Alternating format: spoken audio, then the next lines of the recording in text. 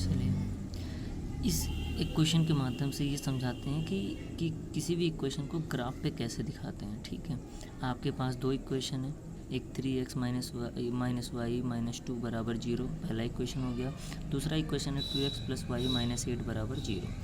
तो हम क्या करते हैं, जो ये हमारा कांस्टेंट टर्म होता है c1 का, उसको 0 की तरफ कर देते हैं। ये भी आपको 0 की तरफ कर देना है। 3x माइनस वाई बराबर 2, 2x प्लस वाई बराबर 8।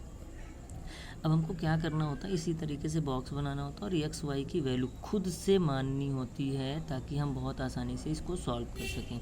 जैसे अगर हम यहाँ पे खुद से मानना होता है, अपने तरफ से ही मानना होता है कि अगर हम मान लीजिए x को 0 मान लें, x को क्या मान लें 0, तो x अगर 0 मानेंगे तो 3 इंटू 0 माइनस वाई बराबर 2।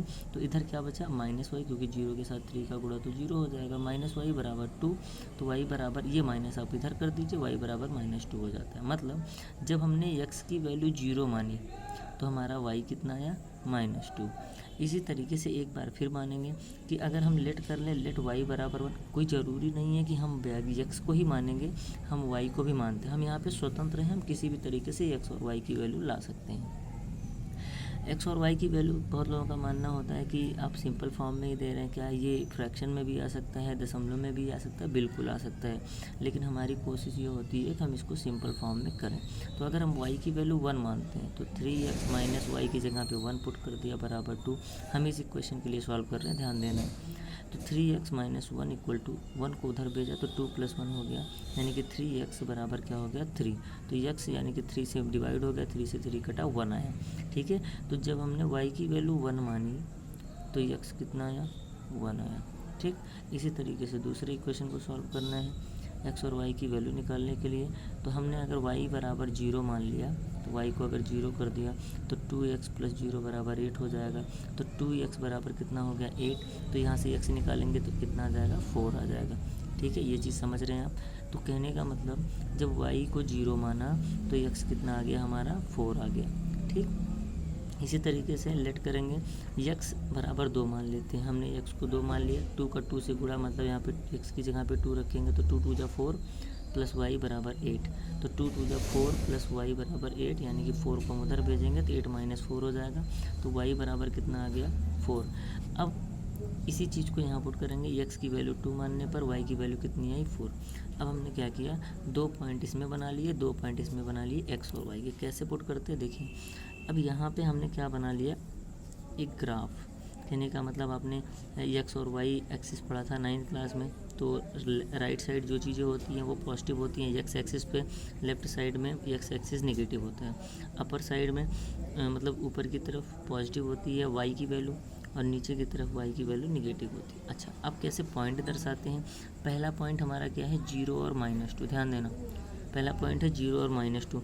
तो 0 हमारा x है, x क्या है 0, तो 0 तो हमारा x और y दोनों यहीं पर ही 0 हो जाते हैं हमारे। ठीक है, x और y दोनों यहीं पे हमारे 0 हो जाते हैं। फिर कह रहा है y बराबर -2, y की वैल्यू -2, तो y एक्सिस हमारा ये है और y की वैल्यू -2 यहाँ पर होती है। ठीक है, तो यहाँ पर 0 यानी कि x की वैल्यू को पहले लिखते हैं, y की वैल्यू को बाद में लिखते हैं। मतलब हम यहाँ पर पॉइंट नहीं बनाते, यहाँ तो पहले से ही 0 0 का पॉइंट बना हुआ है, तो पॉइंट यहाँ नहीं बनाते, पॉइंट जहाँ पर मान दिया होता है वहाँ पर बनाते हैं। तो 0 हमारा x था, y हमारा -2 था, तो 0, -2 हो गया। दूसरा पॉइंट इसी में दिया है x की वैल्यू 1 और y की वैल्यू भी 1।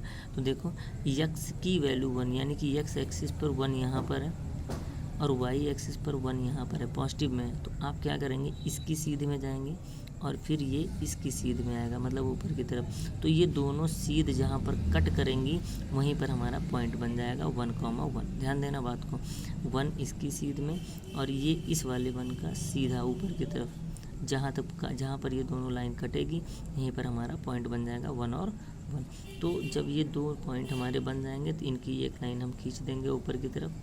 ठीक है, ये लाइन एक लाइन हो गई। अब दूसरा लीनियर इक्वेशन लेंगे, इसमें कह रहा है कि x 4 है y 0 है।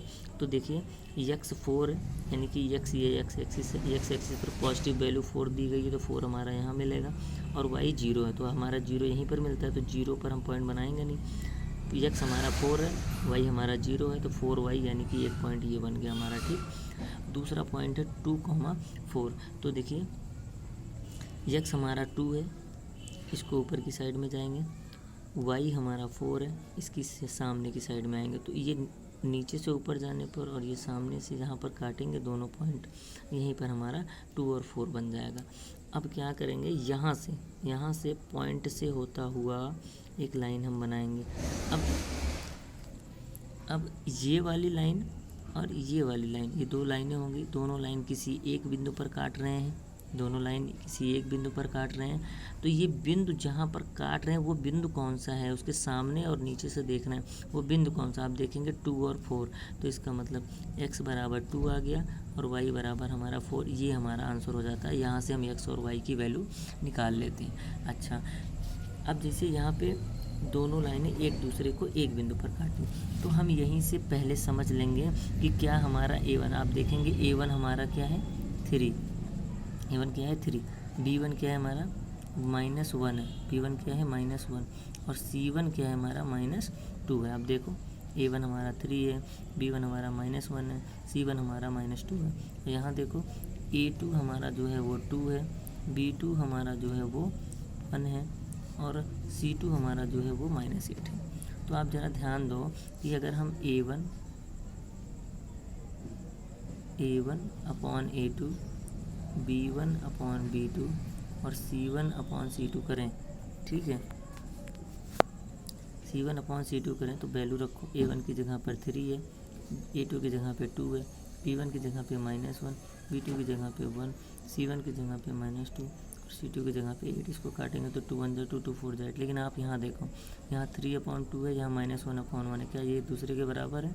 नहीं, बराबर नहीं है। तो ये आप पहले से ही आप दिख गया, a1/a2 b1/b2 एक दूसरे के बराबर नहीं है। इसका मतलब ये 1 सोल्यूशन देगा। 1 सोल्यूशन का मतलब कि दोनों लीनियर इक्वेशन किसी एक ही पॉइंट पर काटेंगे। आप चाहें तो पहले ही इन दोनों में ये डिसाइड कर सकते हैं कि हमको ग्राफ में पैरेलल लाइन बनानी है, कि हमको 1 पॉइंट तक लाइन बनानी है, कि हमारा कोइंसिडेंट बनेगा वो लाइन बनानी है। इस तरीके से ही हम ग्राफ का निर्माण करते हैं और इसमें कोई भी अंतर नहीं करते हैं। जो ये पॉइंट हम बनाते हैं ये हम अपने आप से ही सोचते हैं, अपने आप से ही रखते हैं कि हम साधारण संख्या रखें। तो हमको कोशिश ये करिए कि फ्रैक्शन में ना रखना पड़े, कोशिश ये करिए कि दशमलव में ना रखना पड़े, नहीं तो दशमलव और फ्रैक्शन में रखने से बहुत सारी डिफ़िकल्टीज़ आती हैं। हमको नॉर्मल संख्याएं रख के ही सॉल्व कर लेना चाहिए, ठीक है। इस तरीके से आपका पहला क्वेश्चन हुआ। इस क्वेश्चन के 1-2 क्वेश्चन 3 क्वेश्चन आप करिए, फिर समझ में नहीं आता तो फिर बताइए, तो उस क्वेश्चन को हम आपको करके भेजेंगे, ठीक है।